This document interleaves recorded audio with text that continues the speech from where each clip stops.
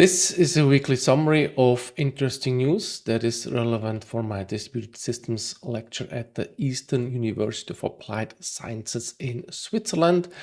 My name is Thomas Bocek, and today we will discuss three topics.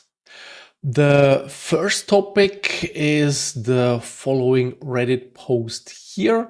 It's on the wipe coding subreddit, and it is reported that GPT-5.3 Codex wiped an entire drive during a simple rebrand task, renaming imports across a project. And the root cause was a character escaping bug when mixing PowerShell and command.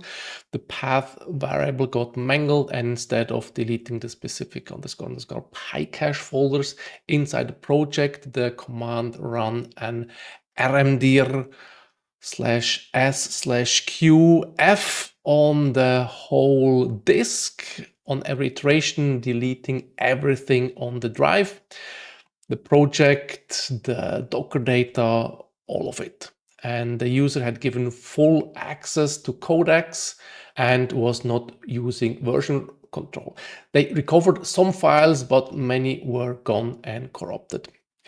And the most common recommendations was to run AI coding engines inside a sandbox environment, such as dev containers, virtual machines, or at minimum restrict them to a single project folder. And several commenters pointed out that Codex on Windows lacks the same sandboxing guarantees available on Linux and macOS, and that PowerShell escaping is a known weak spot for language models.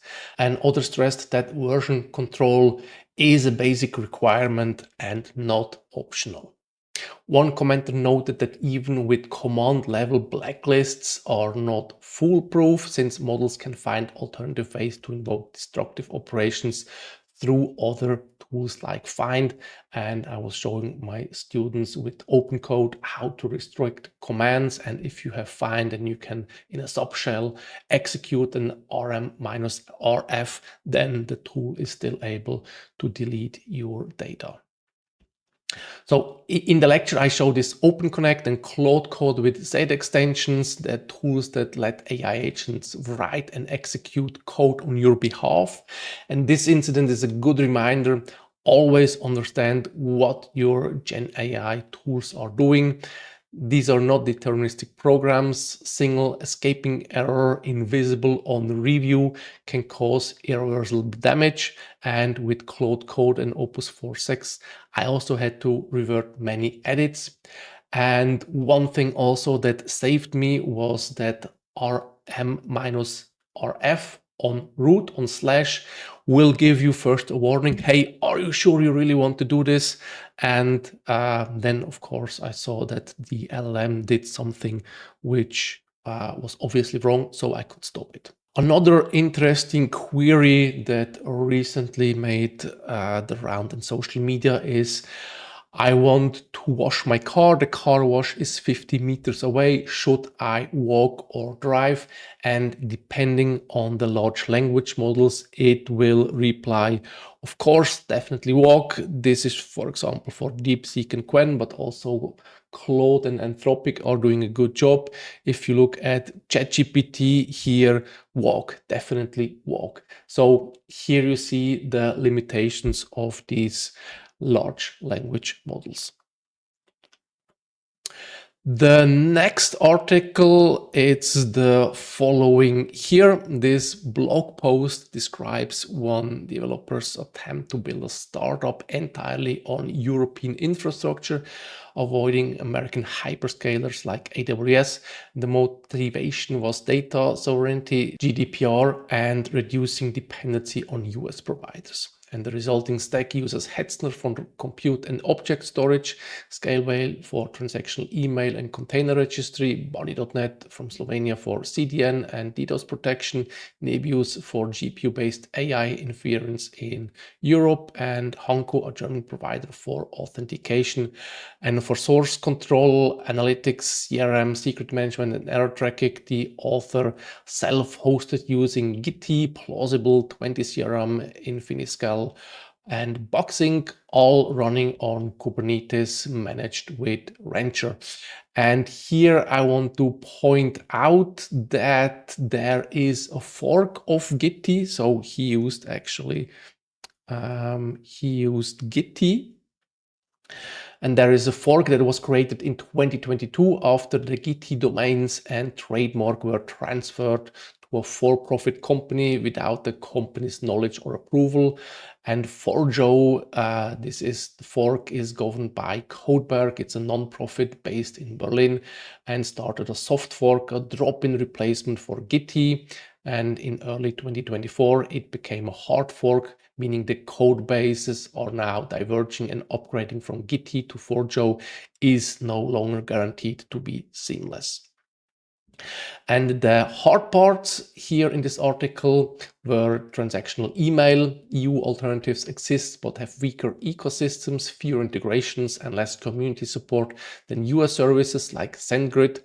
And also leaving GitHub was painful because the entire CI/CD workflow and integrations had to be rebuilt. Domain pricing was also 2 to 3 times more expensive through European registrars for certain extensions with no clear explanations. And some US dependencies were unavoidable. Google Ads and Apple's App Store have no European equivalents. Social logins like Sign In with Google hit American servers regardless. And for frontier AI models, the author notes that there's no European alternative if you want to use something like Claude. The author concludes that infrastructure costs ended up lower than AWS and data residency is clean, but everything took longer. EU providers have smaller communities, thinner documentation, and less support available when things break. And in my lecture, I showed the motivation why we need distributed systems.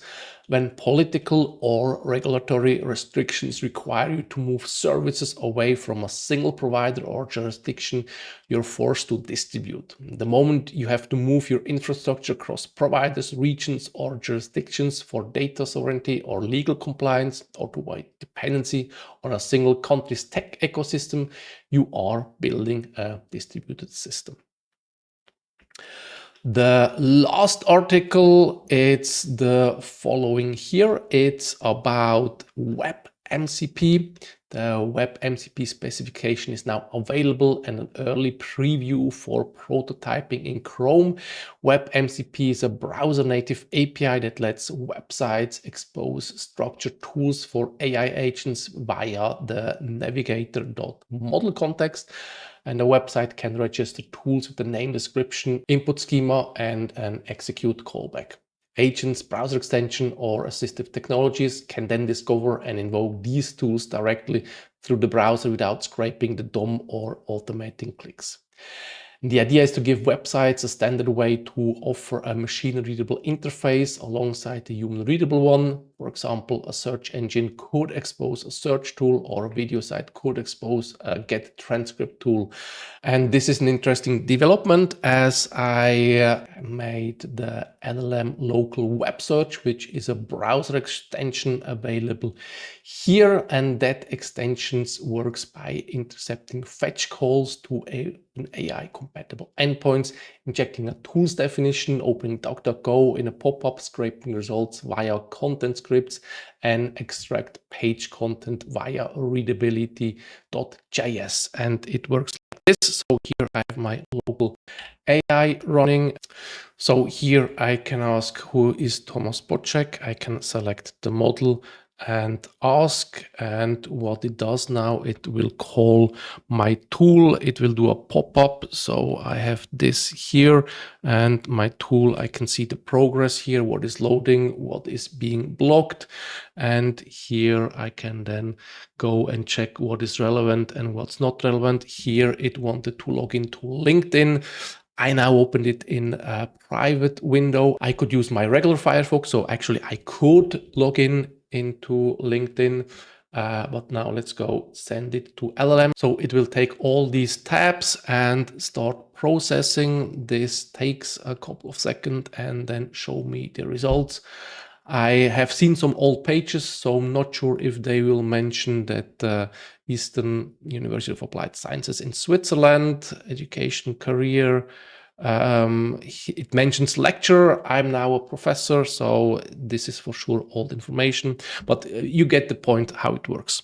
So my plugin works, but it's a complex pipeline of injected scripts, content scripts, background workers, message passing, and with WebMCP, a search engine could natively expose a search tool that an agent calls directly through the browser's API. And the entire scraping and extraction pipeline would collapse into a single tool invocation. No fetch interception, no DOM scraping, no pop-up windows. That said, WebMCP is a step in the right direction, but the current spec only defines how websites register tools. It doesn't address cross-site tool discovery or how an agent on one origin finds tools on another origin. And also security considerations are not yet addressed in the spec, and I guess this will be the most difficult part to make this secure. See you next week.